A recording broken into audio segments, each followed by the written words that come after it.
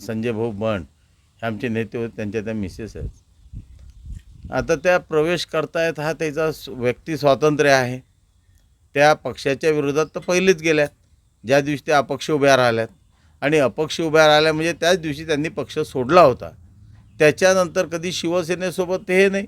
आता त्यांना जिथे वाटलं त्या पक्षात त्या जात आहेत. परंतु एकच सांगायचा विषय असा आहे की इथं जर आमचे संजय बंड असते तर त्यांनी हे कधीच केलं नसतं, कारण की असे चान्सेस आम्हाला खूप आले होते. पण आता ठीक आहे, प्रत्येकाचा विचार आहे.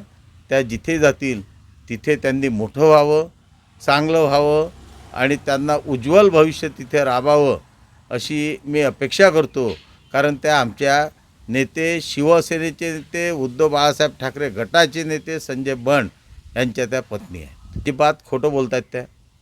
त्या उद्धवजींना भेटून आल्यात. उद्धवजींनी त्यांना बोलावलं होतं. उद्धवजींच्या सोबत त्यांनी 1.5 तास चर्चा केली. त्या चर्चेत त्यांच्यासोबत नाना नागमोते होते. आणि तुम्हाला पाहिजे असेल तर त्या दिवसाचं फुटेज काढून मातोश्रीचं मी आणून देतो.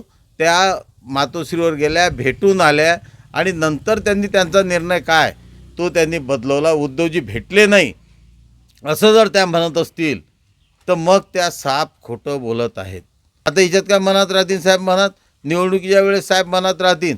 आता साहेबाला तुम्ही भेटून आले, साहेबांशी चर्चा केली 1.5 तास. त्या चर्चेत स्वतः नाना नागमोते होते. आणि हे सर्व झाल्यावर तुम्ही पक्ष सोडताय म्हणजे आता काय, याला काय म्हणावं आपण? उद्धव साहेबासोबत चर्चा होऊन आज 1 ते 1.5 महिना झाला. मी तारीख आणि वेळ सांगू शकेल तुम्हाला.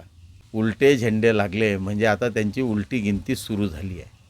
त्याला आपल्या पक्षाचा झेंडा कसा लावावा हे जर त्या कार्यकर्त्याला समजत नसन, अरे हे फक्त लालचे पोटी सत्ता आहे म्हणून हे सर्व लोक चालले आहे. आणि आज सत्ता गेल्यावर तुम्हाला मी नावासहित सांगतो, कित्येक लोक आता असे माझ्या कॉन्टॅक्टमध्ये आहे की सुधीर भाऊ आम्हाला वापस यायचं आहे, आम्हाला तिथं आता करमत नाही, आम्हाला तिथं आता गळचेप्पी होऊन राहिली आहे. आता आम्ही जसं हे प्रवेशाचं सुरू झालं, वापस येणारे जे शिवसैनिक आहे त्याचंही आता प्रवेशाचं सुरू होणार आहे. त्याच्यामुळे उलटे झेंडे लागणं, अरे त्यांना काही त्यातलं समजतच नाही. झेंडे लावणं कसे लावले पाहिजे का, त्यासाठी खानदानी शिवसैनिक पाहिजे. असं पक्ष बदलवणारा, दल बदलू असा शिवसैनिक थोडीच झेंडे लावू शकतो. झेंडे आम्ही लावले आहेत, संजय बंडनी लावले आहेत, आम्ही लावत होतो झेंडे. आणि ते झेंडे एवढे उंचावर नेले की या महाराष्ट्रात शिवसेनेचं मुख्यमंत्री झाला आणि ते पण बाळासाहेब ठाकरेंनी करून दाखवलं.